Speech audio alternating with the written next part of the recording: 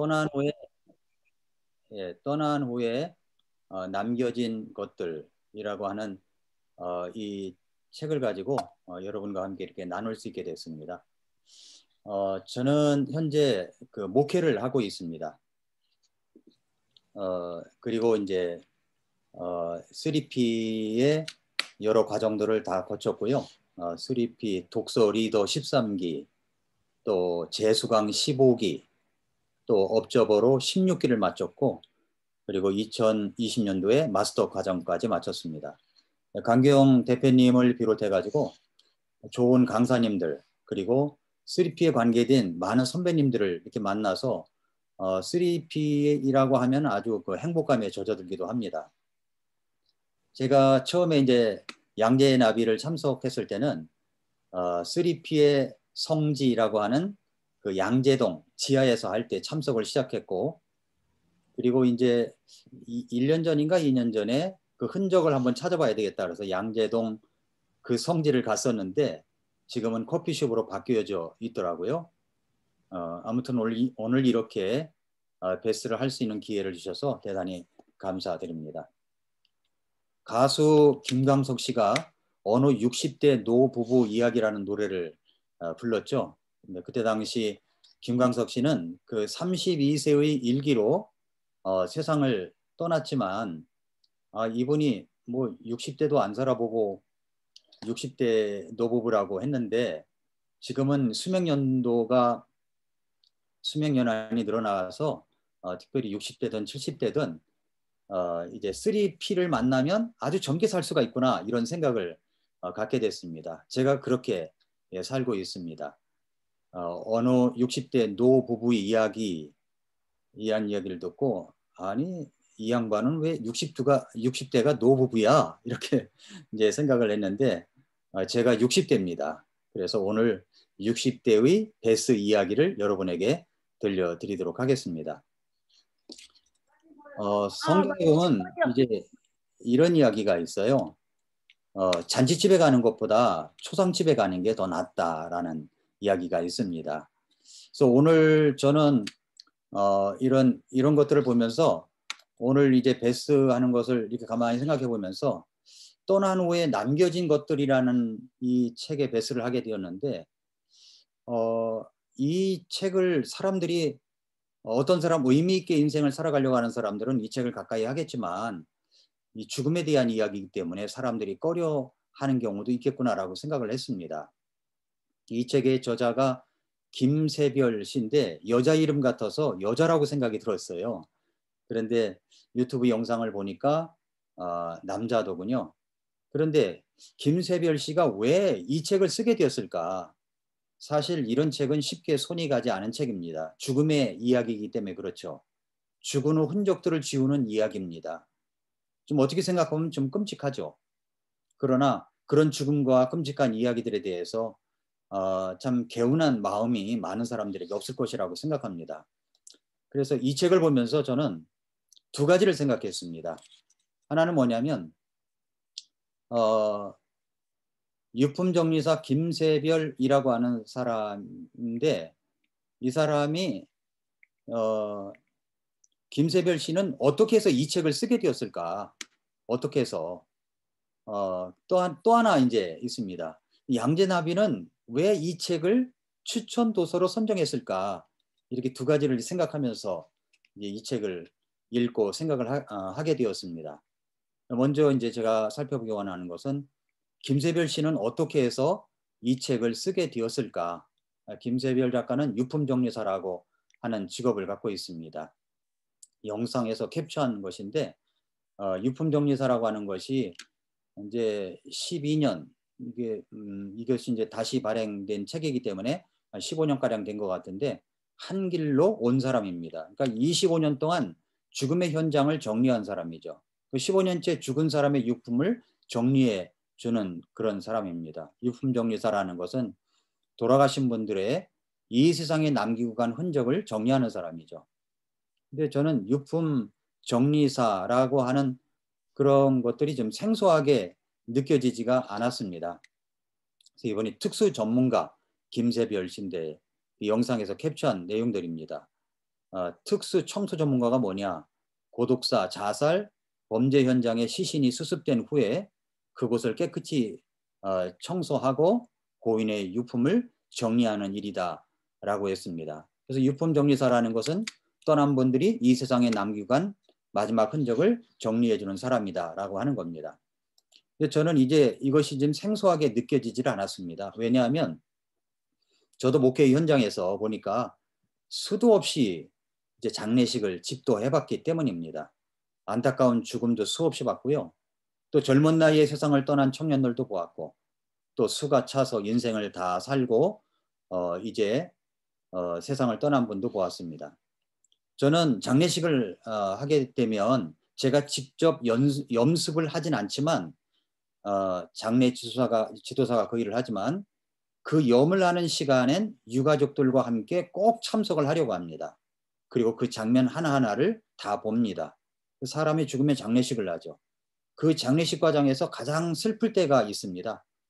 가장 슬플 때가 언제냐면 처음 돌아가셨을 때, 그리고 염을 할 때입니다. 염을 할 때. 염을 할 때 가장 슬픕니다. 그리고 발인할 때, 이제 운구를 할 때, 그 이제 차로 모실 때, 그때 정말 슬픕니다. 그리고 화장장에서 화구에 고인이 들어갈 때 마치 내 몸이 타는 듯한 그런 느낌을 받죠. 화장을 끝내고 한 움큼의 죄밖에 남지 않은 고인의 유골을 가지고 나올 때는 물론 슬픔도 있겠지만 정말 모두 충격을 받았는지 멍한 상태로 이제 다시 다른 곳으로 이동을 하게 됩니다. 인생이라고 하는 것이 이 정도밖에 안 되는 거구나. 그리고 유골을 모시고 공인묘지로 가서 안정을 하게 됩니다. 그렇게 해서 장례식이 끝나죠. 그리고 집에 돌아와 보면 텅 빈 고인의 자리가 남아 있습니다. 시간이 갈수록 더욱 생각이 납니다. 그렇게 슬픔의 시간을 한 달 정도 갖게 되다 보면 이제 새로운 마음으로 일상을 살아가는 모습이 나타나죠. 그래서 장례식이 끝나고 나면 바로 이제 모든 하객들이나 뭐 친척들이 다 가버리고 나니까 정말 필요한 시간은 장례식이 끝나고 나서가 아닌가 생각이 들어요. 그때 유족들과 함께 할 수 있는 분들이 꼭 같이 있었으면 좋겠다라고 생각이 듭니다. 목회자라면 누구나 다 그렇겠지만 저는 이런 과정을 수도 없이 해봤습니다. 그래서 장례 지도사나 또 유품정리사라는 직업이 그렇게 생소하게 느껴지지가 않습니다. 많은 사람들이 이렇게 이제 생각할 것입니다. 세상에 수없이 많은 직업이 있는데 이런 직업을 갖기가 쉽지 않은데 김재별 씨는 어떻게 이런 일을 하게 되었을까 하는 겁니다. 8페이지에 보면 프롤로그에서 이런 것들이 있어요.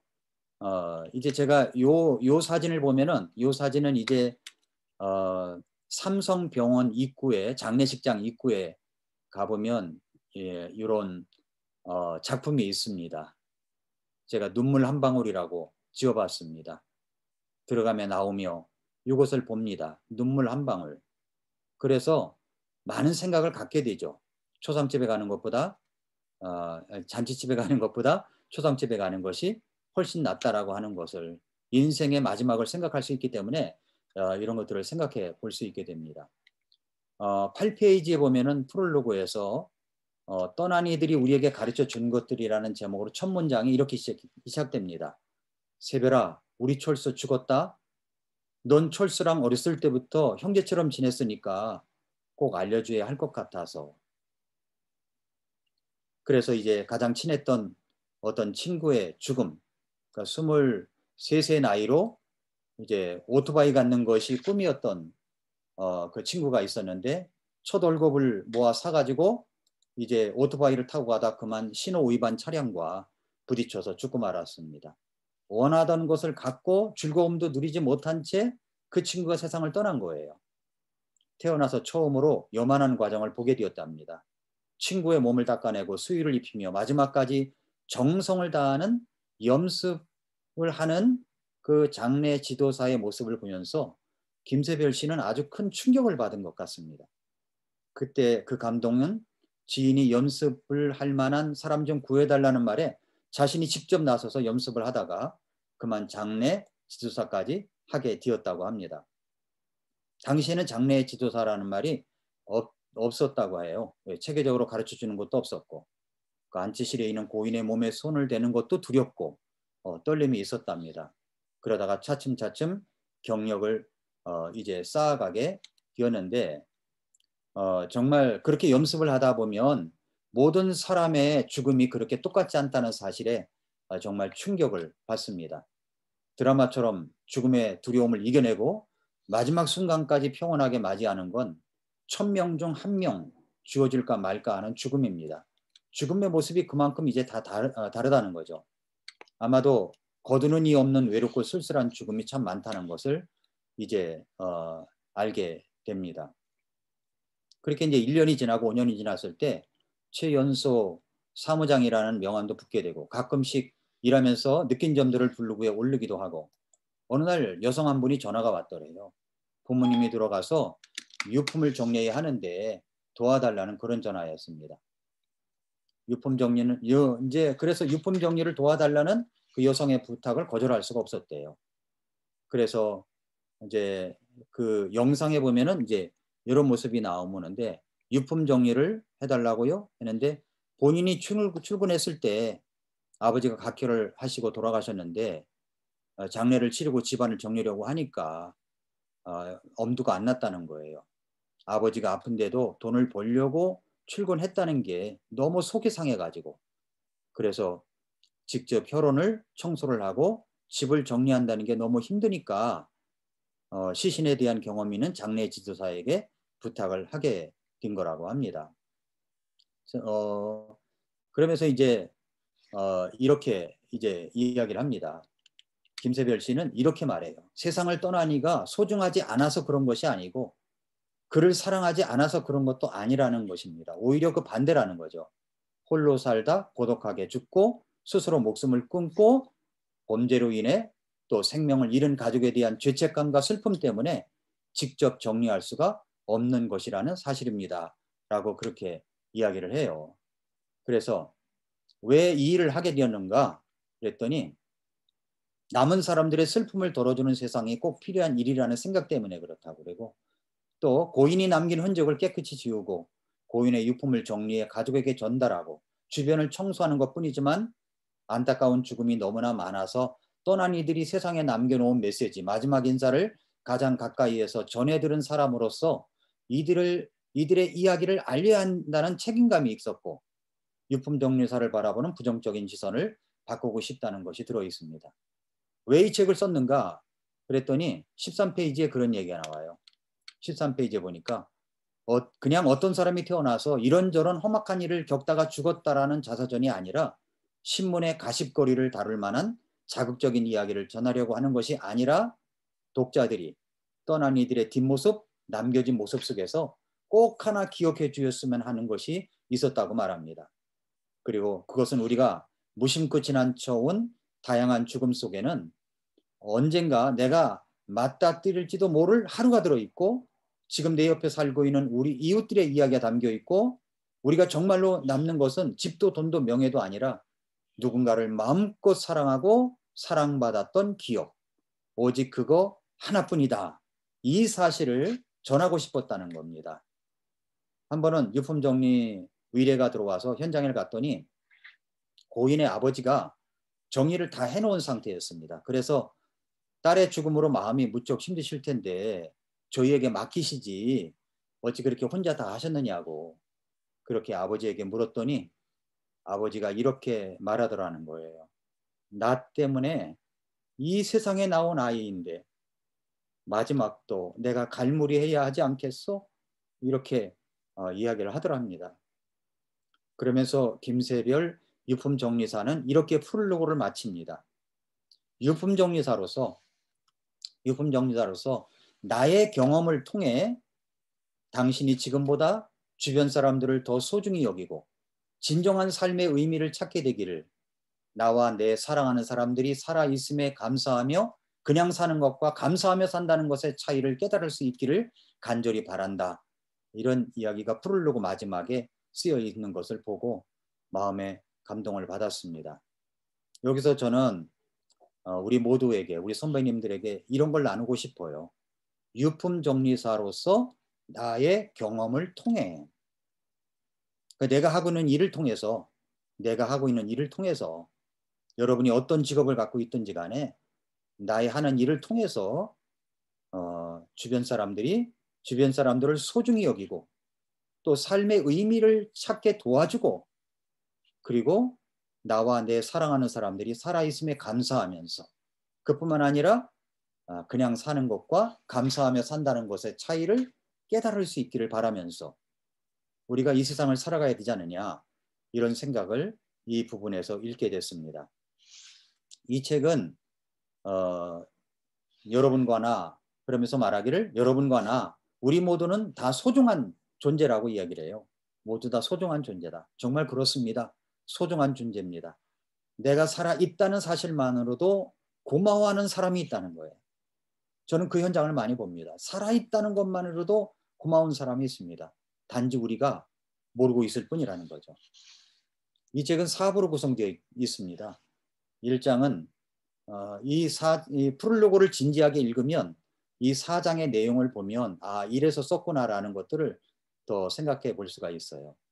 1장은 조금 더 서로를 사랑할 줄 알았더라면 2장은 어떤 삶을 살든 우리는 소중한 사람이라는 것 3장은 가장 낮은 곳에서 피어나는 희망 또 생애의 마지막에 남는 것 이렇게 이야기를 해놓는데 이 책에서 꼭지들이 여러 가지가 있는데 몇 꼭지만 좀 같이 한번 생각해 보려고 합니다. 1장에서 조금 더 서로를 사랑할 줄 알았더라면 이라고 하는 그 챕터에 보면은 차마 붙이지 못한 편지라는 내용이 나옵니다. 읽으신 분은 다 아실 거예요. 건물 관리자가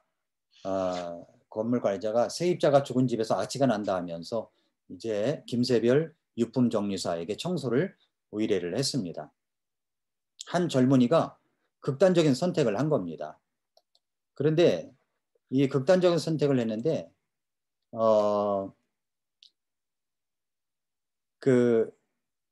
이 책에서 보면은 이제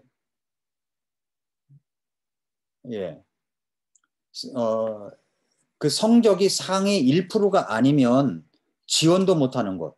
그 서울대 치대를 수석으로 졸업한 분이었는데 초등학교에서부터 최고의 성적을 유지했고 서울대에 들어가 졸업까지 수석간 수재 중에 수재인데 이제 치과 의사, 예비 치과 의사였습니다. 그런데 23페이지에 보니까 왜 그런 젊은이가 스스로 목숨을 끊었느냐는 겁니다. 왜 끊느냐는 거죠. 왜 그랬을까? 이제 치과 의사가 되어서 남부럽지 않게 살 일만 남았는데 이런 젊은이가 왜 스스로 목숨을 끊었을까 하는 겁니다. 정말 우리가 주변에 일어나는 사건을 통해서 던져야 할 질문이죠. 왜라는 질문이에요. 왜라는 질문. 양재나비의 후반기 추천 도서 중에 하나인 다빈치 노트라는 것이 있습니다. 거기에 보면은 이 다빈치의 생각도구라는 것이 나와 있는데 왜를 5번 이상 반복하라는 말이 나옵니다. 왜를 5번 이상 반복하라. 왜 그래야 왜 왜라고 5번을 해야 의문을 해결하는데 몰입하는 힘이 생길 수 있다라고 말합니다. 왜 그렇지? 왜 그 젊은이는 그런 극단적인 선택을 했지?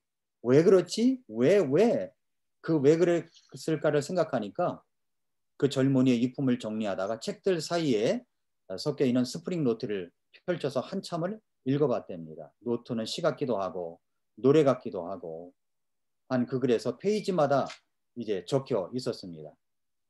가슴 아픈 이별에 관한 글, 세상에 정하는 글 이런 것들. 그런데 붙박이장 한 구석에서 기타가 나왔다라는 거예요. 오랜 시간 주인의 손길을 탔는지 색이 발에 있는 통기타 줄을 튕겨보니까 이분도 이제 저자도 기타를 칠 줄 아는가 봐요. 튜닝도 잘 되어 있는 기타였습니다. 옆에 있는 상자 안에는 악보도 있었고 오선지에 그려놓은 운표들 방금 스프링 노트에서 보았던 가사들이 적혀 있었답니다. 그리고 악보를 꺼내다가 이렇게 넣어두려고 하는데 편지 봉투 하나가 뚝 떨어지는데 열어보니까 엄마에게 쓴 편지, 붙이지 않은 편지가 있었답니다. 그리운 엄마께 날씨가 무척 추워졌어요. 우풍도 센 집에서 한겨울을 또 어찌 지내시려나 걱정이네요. 보일러 돌리는 거 너무 아까워하지 마세요. 그러면서 내가 이제 치과 의사가 되면 최고로 좋은 틀니 해드릴게요. 집도 고쳐드리고 아버지 허리 수술도 해드리고요. 그런 날이 빨리 왔으면 좋겠어요. 저는 잘 지내고 있지만 그래도 엄마가 보고 싶어요. 이렇게 이제 편지를 붙이지 않은 편지죠. 그런데 왜 이 친구가 세상을 떠나냐는 겁니다. 넉넉하지도 않고 가난한 집에서 뒷바라지를 해가지고 여기까지 올라온 젊은이 같았다는 거예요. 자신이 책임질 것도 너무나 많은 무거운 인생. 그런데 자신이 하고 싶은 일은 치과 의사가 아니라 노래를 만드는 것이었던 것 같다는 겁니다. 그것이 누구에게도 말하지 못한 꿈, 부모에게도 털어놓지 못한 꿈이었던 것 같아요. 유품정리사 김세별 씨는 이 젊은이에 대해서 이렇게 말합니다. 27페이지 5째 줄에 보니까 이 바보 같은 젊은이는 자신이 원하는 삶을 살며 행복해하는 모습을 보여드리는 것이 진정한 효도라는 것을 몰랐다. 부모님에게 그가 소중한 까닭은 그가 의사가 되어서가 아니라 다만 자식이었기 때문이다. 살아있는 것만으로도 눈물겨운 존재가 자식이라는 것을 그는 미처 헤아리지 못했다. 라고 하는 구절이 참 마음에 와 닿았습니다. 여기서 한 줄 교훈이 이렇습니다. 내가 기뻐하고 원하는 것을 하면서 행복하게 살아가는 것이 바로 진정한 효도다라고 하는 겁니다.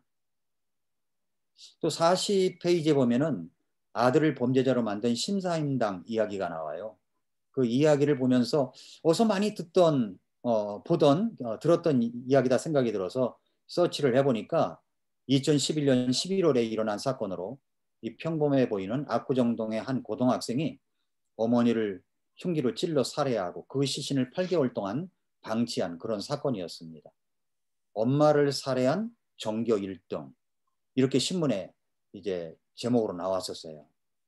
근데 김세별 씨가 압구정동에 이직도 가서 특수 청소를 했습니다. 너무 끔찍한 이야기라서 설명하기가 좀 그렇습니다. 그러나 요약하자면 이 엄마는 자식을 있는 그대로 자라게 한 것이 아니라 전교 1등 엄마. 그러니까 자식이 중요한 게 아니라 자기가 중요했던 것 같아요.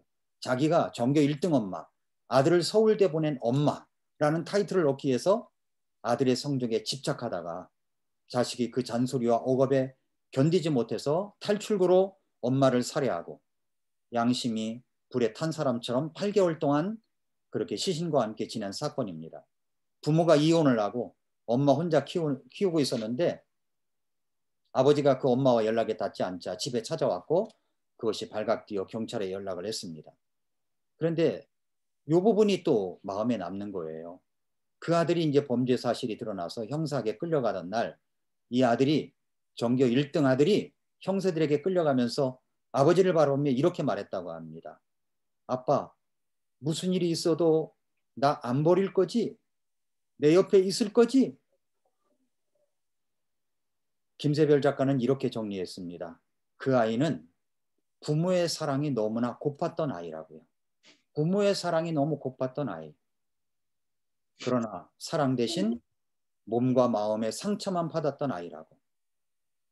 누가 과연 이 아이에게 돌을 던질 수 있단 말인가 하는 겁니다. 부모의 사랑이 너무 고팠던 아이. 이 책을 읽다가 제가 브루니 웨어의 내가 원하는 삶을 살았더라라면 하는 책을 이제 읽게 됐습니다. 이 책을 읽게 됐어요. 여기 보면 이제 그 생애 내가 원하는 삶을 그러니까 삶의 마지막 순간에 남긴 그런 교훈이라고 하는 이제 그런 모습인데 근데 내가 원하는 삶을 살았더라면 정말 내가 원하는 삶을 살았더라면 정말 그랬더라면 프롤로그에 그렇게 돼 있더라고요. 그래서 죽을 때 가장 후회하는 5가지가 있다고 하는데 다른 사람이 아닌 내가 원하는 삶을 살았더라면 내가 그렇게 열심히 일하지 않았더라면 열심히 일하지 않았더라면입니다. 열심히 일했더면이 아니라 열심히 일하지 않았더라면 내 감정을 표현할 용기가 있었더라면 친구들과 계속 연락하고 지냈더라면 나 자신에게 더 많은 행복을 허락했더라면 이런 것인데 내 자신이 죽을 병이나 암에 걸려보면 치명적인 질병에 걸려보면 죽음 직전까지 가본 사람이라면 생각되는 것이 딱 하나밖에 없더라고요. 그것이 뭐냐면 가족 사랑입니다. 내가 좀 더 사랑을 했더라면, 이런 이야기가 나옵니다. 또 이제 60페이지에 보면은 도벽에 걸린 아버지가 마지막에 이제 극단적인 생각으로다가 생을 끝낸 이야기도 나오는데, 이것까지 하면 좀 긴 것 같은데, 아무튼 고인이나 가족이 도벽을 그 몹쓸 짓이다라고 생각하는 게 아니라 치료가 필요한 병이라고 인식만 했다면 그런 비극이 안 일어난다라고 하는 부분이 마음에 와 닿았습니다. 많은 사람들이 이제 무엇인가 중독군지에 살아가죠. 게임에, 스마트폰에, 쇼핑, 음식, 술, 관계, 도박, 조금만 더 나를 도와달라는 신호로 받아들일 수는 없을까라는 이야기도 아주 마음에 닿았습니다. 또 이제 어떤 삶을 살든 우리는 소중한 사람이다 하는 이야기가 나와요. 고시텔에서, 원룸텔에서 일어난 사건입니다. 저도 이제 뭐 고시텔에서 살아본 적은 없지만 이제 알고 있는 사람이 고시텔, 원룸텔에 있기 때문에 한번 가본 적이 있어요. 정말 어떻게 이런 곳에 살 수 있을까? 죽기 직전까지 어떻게든 살아가기 위해서 홀로 발버둥 쳤던 젊은이들의 이야기가 있어요. 그곳에서 한국전력공사에 들어가기 위해서 대학을 목표로 삼고 직장 취직 목표를 세워두었던 젊은이 이야기가 나오는데, 그렇게 20살에 목표를 세우고 공부를 합니다. 낮에는 커피숍 알바를 하고 저녁에는 공부를 합니다. 대학 입시 공부도 해가면서 취업 준비를 해나가죠. 취업에 필요한 가산점을 받기 위해서 자격증도 따야 하고, 영어 학원을 다녀야 하고, 어학연수도 가야 하고, 아침부터 저녁까지 학원에서 공부를 하고 있습니다. 그렇게 밤중에 침대에 쓰러지던 날, 모든 것이 불가능하구나 라는 생각이 들었기 때문이었을까? 그는 그 젊은 나이에 그냥 극단적 선택을 한 것입니다. 어떻게 살든 우리는 다 소중한 사람인데 말입니다. 그러면서 김세별 씨는 문득 이런 이야기를 꺼냅니다. 자기 이야기를 꺼내요. 시체 닦는 일이라고 손가락질에 월급도 적었지만 그저 열심히 공부를 했다는 겁니다.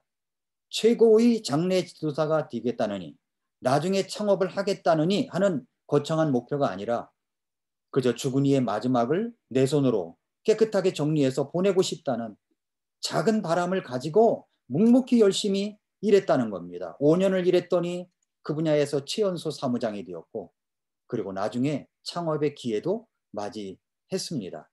80페이지 셋째 줄에 그는 이렇게 적었습니다. 끝까지 버티는 사람이 승자라는 말은 언제나 진리다. 그러면서 버텼다는 겁니다. 버텼다. 예, 끝까지 버틴 사람이 승자다. 그런 얘기를 해요. 그러면서 말하기를, 대학 못 가면 어때? 대학 못 가면 어때? 한전 못 들어가면 어때? 꼭 그래야만 행복한 건가? 젊어 고생을 사서도 한다는데 우린 아직 젊잖아. 열심히 살다 보면 우리한테도 좋은 날이 올 거야. 힘내. 끝까지 한번 버텨보자. 이렇게 이야기를 합니다. 저는 이제 양재나비 모든 선배님들께 이런 것들 나누고 싶어요. 제가 3P 책방을 오픈하던 날 아주 정말 감격스러웠어요. 이 공간이 어떤 공간이 될 것인가 하는 기대감이 꽉 차 있었습니다. 그곳에 가면 공기부터가 다른 것 같아요. 공기부터가. 그래서 심호흡을 합니다. 나비 책방에 들어가자마자 그 안에 공기를 마시기 위해서 심호흡부터 합니다. 그리고 책들을 보면은 전부 다 추천 도서들이잖아요. 정말 100권에 한 권 선정을 해서 한 권 올라갈까 말까 한 그런 책들이지 않습니까? 그래서 저는 여러분들에게 권하고 싶은 것이, 그렇게 하시고 계시겠지만 여러분이 힘든 일이 있습니까? 어려운 일이 있습니까? 물론 신앙을 갖고 있는 사람들은 신앙으로 해결한다고 하지만 한번 그 나비 책방만 가더라도 힘이 납니다. 왜냐하면 강경 대표님이나 우리 유경희 전무님을 만나면요, 제가 아주 무척 존중받았다는 느낌을 받습니다. 저만 아니라 아마 많은 분들이 그렇게 느낄 것 같아요. 그리고 친절한 직원들, 그리고 서번트 리더십을 가지고 섬기는데 어디서 이런 사람을 만날 수 있을까 싶습니다. 그곳에 가면 이 모든 분들이 저를 지지해 주는 사람들 같아요. 얼마나 또 인사를 잘하는지 나도 인사를 잘해야 되겠구나 이런 생각이 들 정도로 참 좋으신 분들입니다. 저는 3P에서 독서 기본 과정을 할 때 정말 좋았어요. 독서 기본 과정을 할 때 제가 강규영 대표님 옆에서 식사를 했거든요. 점심 식사 때. 그때 진짜 떨림이 있었습니다. 참 좋았어요. 독서 리더 과정을 할 때도 좋았습니다. 전국에 흩어져 있는 그 좋은 분들이 다 만나가지고 정말로 그 절박한 마음을 가지고 리더 과정을 하는데 1박을 냈었을 때 독서 16기 그 업적으로 참석을 해서 했을 때 박형근 선배님이나 윤숙기 선배님 한 방에서 같이 잤거든요. 이분들 정말 제가 만나서 야 이분들 정말 내가 적극 응원해 줘야 되겠구나. 정말 이분들을 위해서 기도해 주고 있습니다. 제 기도 속에 이분들이 들어 있습니다. 그리고 독서 16기 독소리주에 있던 분들 이분들을 위해서도 제가 기도하고 있습니다. 그런데 정말 이제 이런 분들을 만나니까 정말 좋더라고요. 그래서 한번 여러분들이 물론 여러 과정들을 다 마치신 분들이 있겠지만 3P에서 추천하는 여러 과정들을 마치면 삶이 더 풍성해질 수 있다는 것을 말씀드리고 싶습니다. 마지막입니다. 이제 그렇다면 양재나비는 왜 이 책을 추천했을까? 이것을 이제 생각해 봤어요. 왜 이 책을 추천했지? 이게 선뜻 다가가기가 어려운 책인데 양재나비가 추천하지 않았으면은 3P에서 추천하지 않았으면 이 책을 손에 잡았을까요? 잡는 분도 있을 것 같아요. 그러나 김세별 작가가 떠나간 사람들이 남겨놓은 이야기들을 통해서 지금보다 더 주변 사람들을 소중히 여기고 진정한 삶의 의미를 찾아서 나와 내 사랑하는 사람들이 살아있다는 것에 감사하면서 또 사는 것과 진정 감사하면서 사는 것의 차이를 깨닫기를 바란다고 했는데 3P 양재나비는 왜 이 책을 2021년도에 추천 도서에 넣었을까 하는 겁니다.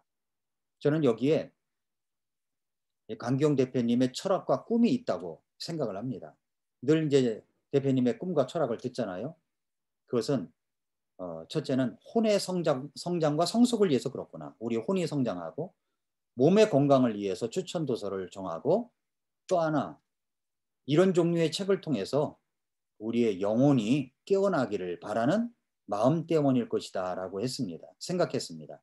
인생에 대해서 진지한 고민과 결단을 하라고 하는 신호가 아닌가. 저는 옆에서 강경 대표님의 삶을 많이는 아니고 조금 엿볼 수 있는 기회가 있습니다. 그런데 우리 대표님은 진로를 잡지 못해 고민하며 어쩔 줄 몰라 하는 분들에게 삶의 진로를 상담해 줄 뿐만 아니라 그분의 영혼의 문제, 크리스찬이시기 때문에 구원 상담도 해주는 것을 많이 봤습니다. 깜짝 놀랐어요. 목사님들보다 더 많이 상담을 하시는 것 같더라고요.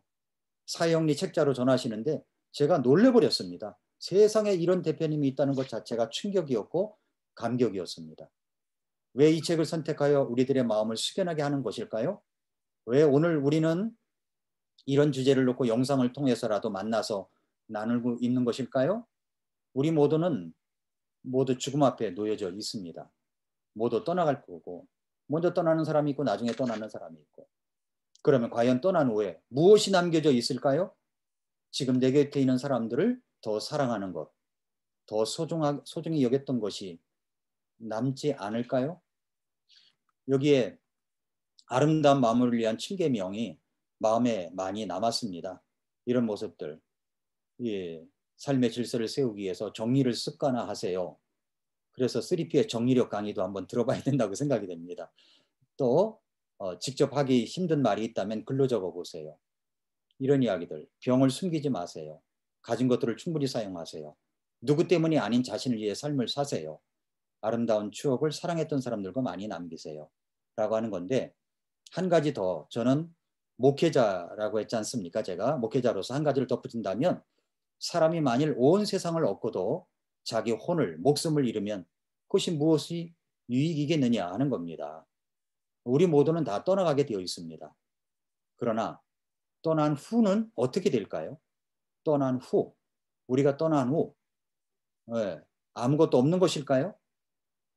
아니라는 겁니다. 분명히 뭔가 있다는 거예요. 죽은 후 한 가지를 덧붙인다면 8번째로 죽은 후 영혼을 위한 삶을 준비하는 것이 정말로 필요하다는 겁니다. 김세별 작가만큼은 아니겠지만 저도 죽음의 순간을 많이 맞아본 사람입니다. 옆에서 지켜본 사람이에요. 성경에 잔치집에 가는 것보다 초상집에 가는 것이 낫다고 했는데 여기서 진정한 인생을 배울 수가 있기 때문입니다. 오늘 양재나비의 떠난 후에 남겨진 것들이라는 죽음의 이야기를 통해서 우리 모두가 더 나은 인생이 될 수 있기를 바랍니다. 감사합니다. 네. 굉장히 따뜻하고 울컥하고 굉장히 감동적인 베스였습니다. 자, 마음껏 나눠주신 우리 최용렬 선배님께 감사의 마음을 박수로 대신 전하도록 하겠습니다. 네, 나눠주셔서 감사합니다. 네, 오늘 또 특별한 이벤트입니다. 오늘 강규영 대표님께서 일찍 나오셨어요. 이 책을 전해주고 싶었으나 우리 최용렬 목사님께서 또 베스를 해주신다 그래서 아쉬움에 여러분께 마지막 스피치를 해주실 예정이에요. 우리 강규영 대표님 어디 계실까요?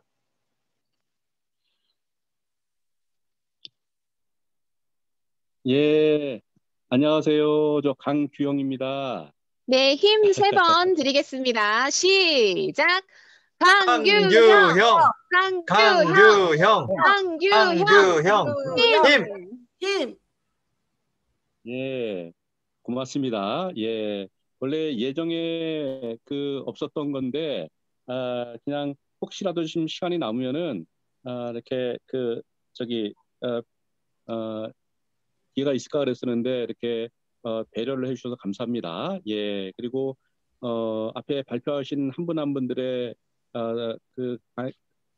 말씀들이 너무 감동적이었고요. 저도 한 조에 들어가서 조용히 들깨적을 했는데 한 분 한 분들의 아주 그냥 감동적인 발표가 참 좋았습니다. 그러니까 감동적이었고 특별히 또 최영렬 선배님 엊그저께 며칠 전에 이제 저랑 사무실에서 이렇게 말씀을 나누다가 제가 이 책 보셨어요? 저 이거 울면서 봤어요. 그랬더니 목사님께서도 나도 울면서 봤어요. 그러더라고. 그래서 이제 이 얘기를 하는데 보니까 이제 그 목사님이시니까 아무래도 저희 초상집을 많이 가시고 또 이렇게 장례식을 많이 집전하신다고 그러더라고요. 오, 그러시면 적임자시다고.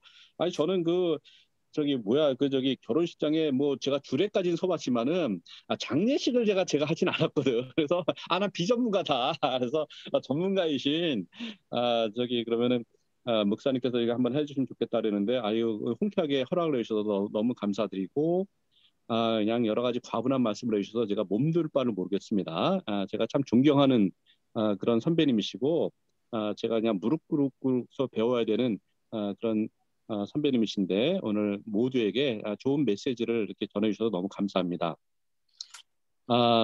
왜 스리피가 이걸 선정했을까? 그거 진짜 중요합니다. 그렇죠? 그걸 알고서 이제 봐야 됩니다. 예, 저는 제가 만약에 책을 선정했으면 저 이런 책 절대 선정하지 않아요. 근데 제가 이 책을 선물을 받았습니다. 이 책하고 또 두 권의 책을 선물 받았는데 우리 최원일 전 회장님 있죠? 우리 최원일 전 회장님은 가끔씩 오셔서 저한테 책을 갖다가 선물을 주시는데 한두 권이 아니라 어떨 때는 7권, 어떨 때는 막 12권씩 나한테 주는 거야, 선물을 주는 거야. 도대체 내가 이게 감당이 안 돼요. 예, 저도 이게 몰라. 받는 게 익숙하지 않아서 그런지 모르겠지만은 그래도 너무 감사한데 너무 이렇게 돈을 많이 써서 이렇게 책 제목만 줘도 좋은데 세상에 책까지 주시는 거야. 그래서 여기다가 이렇게 글을 써서 이렇게 주셨는데 뭐라고 써주셨냐면 강규영 대표님께 삶의 모습만큼 죽음의 모습도 다양하기에 아름다운 마무리를 위하여 인생을 잘 살아야겠다고 생각했습니다. 더 아끼고 사랑하며 더 많이 공감하고 나누면서 열심히 살아야겠다고 결심했습니다. 대표님께도 울림이 있는 책이 되었으면 좋겠습니다. 울렸어요. 저를 울리셨고요. 아주 펑펑 울었습니다. 아니 세상에 그 부모님이 돌아가셨을 적에는 그냥 울긴 울기는데 이제 그냥 이렇게 손 안 대고 이제 울잖아요. 근데 자식이 죽으면 세상에 그 오랫동안 방치돼 살이 부패됐음에도 불구하고 거기다가 그냥 표를 불고 그냥 그 부모는 그 자식을 갖다 끌어안고서 그 그냥 살이 뭉개지고 막 썩고 뭐 물이 줄줄 흘러도 그걸 갖다가 부모는 반드시 자식을 갖다가 끌어안고서 운다는 얘기를 하는데 그냥 눈물이 팍 터지더라고요. 눈물이 팍 터져. 그래서 그래서 감사했고 또 하나 책이 나는 매주 시체를 보러 간다. 서울대학교 최고의 죽음 강의 내용인데 그래서 어떤 책을 선정할까 아주 고민을 하다가 좀 제목이 좀 더 섹시하잖아 이게 그래가지고 떠나에 남겨진 것들을 했는데 아무튼 그 많은 분들이 감동을 해주시고 그래서 좀 좋았던 것 같습니다. 사실은 이제 이 책을 고를까 말까 고민했던 것 중에 하나는 사실 이런 종류의 조금은 0.1%밖에 안 됩니다. 그러니까 고독사라든가 이런 게 2019년도 기준으로 2,536명. 그러니까 1년에 제 느낌에 한 35만 명, 한 40만 명이 돌아가실 거예요. 예? 그러니까 이제 한 35만 명이라고 잡은다면은 2,500명이라면 0.1%도 안 되잖아요, 그렇죠? 예, 그렇기 때문에 이런 형태 이렇게 그 돌아가신 분들이 많지는 않아요, 생각보다 한 0.1% 미만인데. 그럼에도 불구하고 이 0.1%의 이제 돌아가신 분들의 그 이제 안타까운 죽음들을 통해서 우리는 이제 되짚어서 그럼 우리가 어떻게 살아야 되는지를 이제 우리가 짐작해 볼 수 있고 우리가 결론을 갖다 미리 조금만 우리가 짐작할 수 있고 조금만 바라볼 수 있다면은 우리가 지금 사는 삶을 갖다가 그래도 좀 열심히 잘 살아야 되지 않을까 이제 그런 것들 때문에 이제 선정을 하게 됐습니다. 이게 일반적인 죽음 형태가 아닙니다. 예? 일반적으로는 이렇게 돌아가시지 않아요. 굉장히 행복하게 돌아가신 분들도 계시고 대부분의 99.9%는 그냥 평범하게들 돌아갔어요. 그런데 아주 0.1% 정도 이렇게 돌아가신 거죠. 그럼에도 불구하고 여기에 엄청난 메시지가 있고 울림이 있기 때문에 충분히 우리가 저기 읽어야 될 가치가 있다고 생각했기 때문에 선정을 했습니다. 물론 이분 말고도 우리나라의 원조는 이제 이렇게 저 신문 스크랩했는데 여기는 이제 국내 유품 정리 아마 이로울 겁니다. 아마 김석중 대표님이라고 키퍼스 코리아라는 분이 저는 이제 이미 이걸 다 알고 있었는데 이분이 아마 일본에서 이걸 배워온 것 같아요. 일본에서 배워서 유품 정리라는 것들을 우리 맨 처음에 시작하신 분도 있고, 그래서 이분은 앞으로 또 이렇게 그 키퍼스 노트 그런 것도 있어서 이제 죽음을 미리 준비할 수 있는 노트도 아마 있는지 아무튼 뭐 그런 것 같아요. 그래서 2006년도에 이미 이분이 이제 일본에서 그 업체한테 아주 간곡하게 얘기해서 라이센스를 이제 가지고 들어와셔서 키퍼스라는 말도 쓸 수 있게 허락을 해준 것 같아요, 일본에서. 예, 우리보다는 이제 먼저 이제 한 2, 30년 앞서 갔기 때문에 이제 배워온 것 같아요. 예, 그래서 어, 어, 그래서 이제 이런 것 때문에 이제 선정을 하게 됐고요. 관련된 책들은 물론 많죠. 우리가 전에 다뤘던 인생 수업, 그렇죠? 인생 수업도 뭐 전에 다 비슷한 내용들이고 또 아툴 가완디의 어떻게 죽음을 어떻게 죽을 것인가 아툴 가완디 워낙 대단한 분이죠. 이런 책들도 있고 뭐 죽음의 에티켓 뭐 이런 책들도 있고요. 또 무슨 엔딩 노트 이런 책들도 있어요. 여러 가지 이거 말고도 제가 몇십 권 있어요. 자기 경영, 자기 관리 분야에는 죽음도 포함되기 때문에 저는 언젠가 엔딩 노트를 만들리라 그러면서 이제 4일필 못 만들고 있었는데 이 책을 보면서 부지런히 빨리 엔딩 노트를 만들어야겠다. 그래서 많은 평범한 보통 사람들도 99.9% 사람들도 자기의 인생도 좀 정리해보고 이렇게 마무리를 잘할 수 있게 그런 바인더를 좀 만들고 바인더와 앱을 좀 연결해서 만들면 참 좋겠다 그런 생각을 했습니다.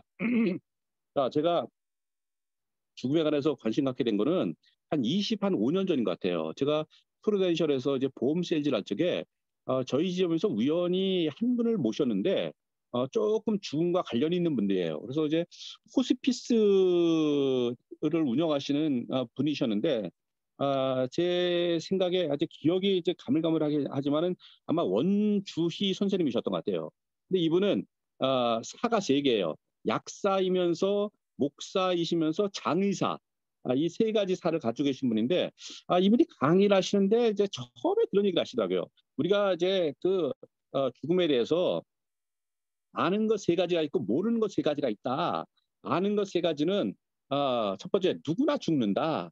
두 번째는 순서가 없다. 죽음에는 순서가 없다. 그렇죠? 예. 그다음에 세 번째는 아무도 함께 갈 수 없다. 이걸 우리가 안 돼. 근데 모르는 것 세 가지가 있대요. 모르는 것 세 가지는 우리가 언제 죽을지 모른다는 거고요. 그래서 불안한 거잖아요. 또 어디서 죽을지 모른다. 예, 그렇죠. 예, 뭐 고독사를 할지 또 예. 그다음에 또 하나는 어떻게 죽을지 모른다. 예? 잘 안 들리나요? 예, 아닙니다. 예. 어떤 분이 아무튼 음소거 해제를 하셔서. 예, 예, 예. 예, 잘 들리시죠? 예, 예, 예. 오케이. 예, 예, 예. 예, 그래서 아무튼 모르는 것 세 가지, 언제 죽을지, 어디서 죽을지, 어떻게 죽을지 모른다. 이제 이런 얘기를 하는데, 그때 처음으로, 그래, 죽음이라는 게 있었구나. 이제 그런 걸 갖다가 많이 생각을 하게 된 계기가 있었고요. 또 한 분은 제 스승님 중에 한 분이신데, 이분도 물론 이제 목사님이시긴 한데, 저한테 참 영향을 많이 끼쳤던 그런 스승님이신데, 그분께서 언젠가 메시지 때 그런 얘기를 하셨어요. 우리 인생이 여행과 같은데 여행이 즐거우려면은 세 가지가 좋아야 된다 그러더라고요. 세 가지를 생각해야 되는데 첫 번째가 여행이 즐거우려면 첫 번째 짐이 가벼워야 된다. 두 번째는 동반자가 좋아야 된다. 그러니까 여행을 함께 떠나는 그 동반자가 좋아야 된다는 얘기를 하고요. 세 번째는 돌아갈 집이 있어야 된다 이렇게 얘기를 합니다. 그래서 그 짐이 가벼워야 된다는 얘기는 아마 여행이 고수는 알 거예요. 여행 처음 가는 사람은 바리바리 싸갑니다. 근데 여행을 많이 다녀본 사람은 몸 하나 달랑 갑니다. 아주 조그만 가방 하나, 아주 가벼운 아주 색 하나 메고 가지. 그걸 알기 때문에 그렇습니다. 그래서 저는 이제 가끔 성경을 보면 그런 구절이 있거든요. 수고하고 무거운 짐진 자들아 다 내게로 오라. 내가 너희를 쉬게 하리라. 그래서 저는 이 구절이 참 많이 와닿고요. 두 번째는 동반자. 동반자는 인간은 결과적으로 한계가 있고 유한한데 그래서 영원하신 분이 누군가를 찾다가 절대자를 찾다가 저는 이제 그래서 예수님을 제가 믿게 된 거고요. 그다음에 돌아갈 집이란 것은 내가 유럽 여행을 갔다 15일간 아주 기가 막히게 잘 하고 하는데 공항에 딱 내렸는데 인천공항에 딱 내렸는데 돌아갈 집이 없다. 이거 심각한 거잖아요. 그렇기 때문에 인생에 돌아갈 집은 뭔가 내가 이 세상에 살아가는 그 100년이 단가 진짜로. 예, 그래서 내가 죽고 나서 내 돌아갈 집이 나쁠 땅인가 진짜로. 근데 성경에는 천국이 있다고 얘기를 하거든요. 예, 그래서 저는 이 책의 99페이지에 보면은 천국으로의 이사란 말이 있습니다. 천국으로의 이사를 돕는 사람들. 그래서 이 천국으로의 이사란 말을 갖다가 맨 처음에 쓴 사람은 이제 일본의 그 키퍼스 그 대표가 쓰신 말이거든요. 이 말이 참 와닿고 울림이 왔습니다. 그래서 저는 유품정리관리사도 의미가 있는데 천국 이사관리사도 참 중요하겠구나. 그래서 내가 그 역할을 좀 하면 참 좋겠다. 그리고 저는 이미 천국으로 이사 가는 거 내지는 분당 위에 천당이 때면서요. 예? 예, 분당 위에 천당 아파트 당첨권을 갖다가 제가 주는 역할을 합니다. 그래서 요 몇 년 사이에 그래도 한 80명한테 그 입주권을 줬습니다. 예, 그래서 혹시라도 그 천국 티켓에 관해서 관심 있으신 분들은 개별적으로 오시면은 제가 도와드리도록 하겠습니다. 다른 상담은 제가 시간당 200만 원 받는데 요 천국에 관한 어떤 그 상담의 내용은 제가 무료로 해드리니까 심지어 언제든지 개인적으로 우리 국장님한테 연락 주셔서 오시면은 제가 기꺼이 시간을 내드리고 아무튼 도와드리도록 하겠습니다. 더불어서 저는 이제 이 책을 읽고서 적용점은 엔딩 노트를 갖다가 지금 만들어야 되겠다. 그래서 보통의 평범한 사람들도 어떻게 내가 장례식을 치르고 유품을 어떻게 정리하고 또 내가 내 유산을 어떻게 정리하고 이런 것들을 잘 정리하고 내 자서전도 써보고 그런 이제 바인더를 좀 만들어서 많은 사람들 좀 도와줬으면 좋겠다. 네, 그렇게 적용을 했습니다.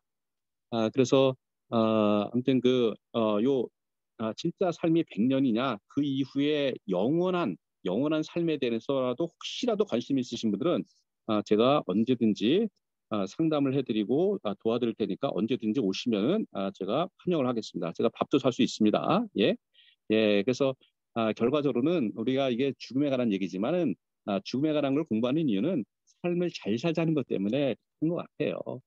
그리고 어떤 분들은 또 제 강의를 듣고서 자살을 생각했던 사람이 살기로 결심했습니다. 이런 분들이 한 10분 이상 되시거든요. 그래서 저도 어떤 면에서는 여기와 이제 그 업적이 비슷합니다. 저도 이제 죽음을 어떤 면에서는 좀 이렇게 잘 이렇게 그걸 돕는 그런 역할도 제가 부분적으로 하고 있었다고 저는 생각을 합니다. 앞으로도 저 그런 생각입니다. 그래서 죽음을 잘 우리가 준비해야 되는 것처럼 삶을 잘 살아내는 것이 얼마나 중요한지를 다시 한번 깨닫게 되는 아주 숙연하게 주는 그런 좋은 책이 아닌가 생각됩니다. 예, 이렇게 해서 제 강의 제 베스 마치겠습니다. 고맙습니다. 감사합니다. 네, 또 이렇게 마무리로 네, 좋은 말씀해주신 우리 대표님께 다시 한번 감사의 박수 네, 부탁드립니다. 감사합니다. 화면 공유하고 마무리하도록 하겠습니다.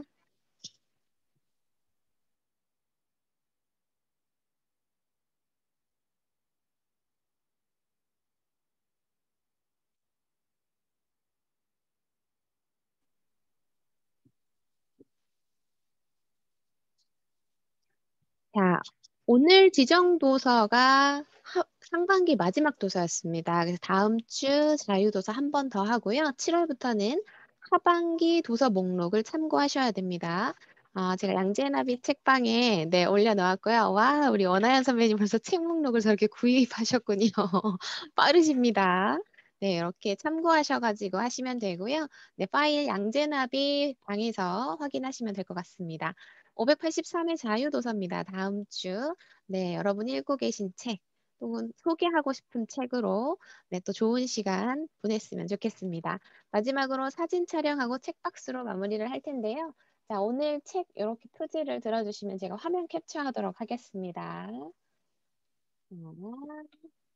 하나, 둘, 셋. 네, 감사합니다. 자, 기다리고 기다리는 우리 책박스 타임입니다. 네트워크 환경에 따라서 다 다르기 때문에 맞출 수 없습니다. 여러분 환경에서 크게 자신 있게 하시면 됩니다. 자, 책박스 준비하면 얍 해주시고요. 문장 제가 읽은 이후에 시작과 함께 박수 쳐주시면 될 것 같습니다. 책박스 준비! 얍! 야, 나로부터 비롯되는 목적 있는 책 읽기를 통해 목적 있는 세상에 책을 선한 영향력을 선한 미치는 영향을 리더가 되자. 자, 시작! 공, 부, 공, 해, 부, 서, 해, 남, 서, 늘, 가, 주, 물, 주, 공부, 가, 해서, 공부, 해서, 남을, 주자. 남을, 공부해서, 공부, 남을 주자. 남을 주자. 공부해서, 남을 공부해서 주자. 남을 주자. 화이팅! 화이팅! 네, 582회 떠난 후에 남겨진 것들 함께 해주셔서 너무너무 감사하고요. 날이 점점 더워지고 있습니다. 건강 챙기시면서 가족과 함께 즐겁고 행복한 주말 보내시고 저희는 다음 주에 찾아뵙도록 하겠습니다. 네, 저희 대표님 하시네요. 네, 네, 행복하고 즐거운 시간 보내세요.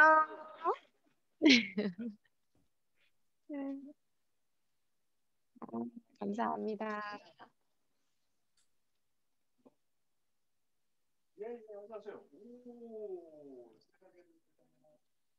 네, 함께 해주셔서 감사합니다. 항상 여기 계신 분들은 후기 남겨주세요. 후기 독서파랑 나비방에 역시 우리 준섭 선배님 제가 할 역할을 챙겨주시고 감사합니다. 후기 남겨주셔야 됩니다. 네네. 오늘 후기 남겨주세요. 후기 많이 많이 남겨주세요. 네, 딸도 아니, 나왔네요. 너무 딸도. 좋았습니다. 한기 선배님, 딸 인사 하시라고 좀 전해줘요. 딸. 그러니까 인사해. 우리 한기 선배님 선배님한테 오랜만에 인사해. 오셨어요. 딸이 너무 밝습니다. 네, 네. 밝은 에너지가 느껴집니다. 송한기 선배님, 딸. 감사합니다. 자주 보여주세요, 우리 한기 선배님. 딸, 안녕. 아유 많이 컸네. 몰라보겠어요. 선배님 고맙습니다.